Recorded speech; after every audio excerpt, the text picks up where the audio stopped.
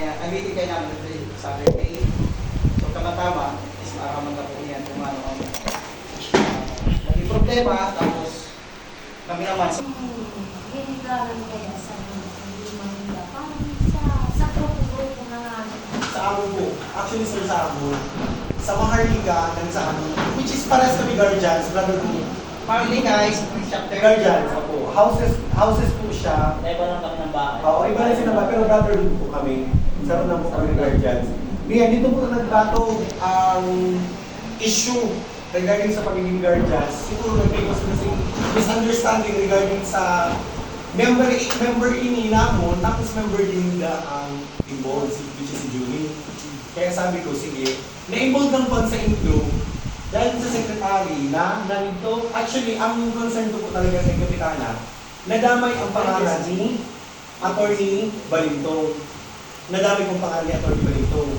So parang ginaano ko, ang pinupoint dito, Balintok, sino po yan? si board member Attorney Balintong, resource woman. So, bagang naano po kami na kung away, isang sa guardians, lahat mag-involve si mga opisyal. Kasi unang-una ang pinupuntok ko duman is, what if katagan sila sinpansin ni attorney? So, kalulong siya. Ano ko lang, reminders ko lang sa iya na laing mag-involve si person na para manigyan na may kalalagyan sila kung if ever man katagan siyang aksyon ni attorney. Kasi syempre, binanggit niya si attorney Balito. So, yun to ang Ano ang binanggit niya pa?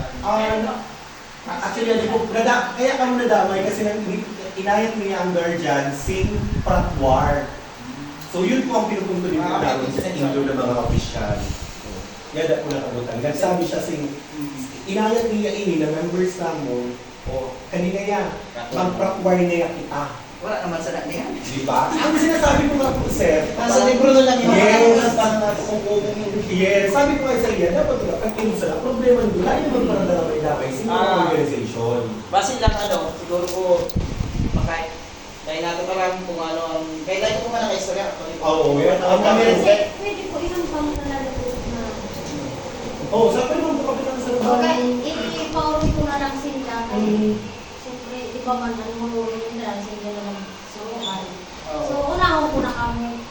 Nagtatawag ko na sa dulo. Kasi ikaw, ayan na po ang pwede po tulong mo. Sige. Pwede, ipauli ka na yung ganyan. Oo, kasi sa organization na lang muna. Oo.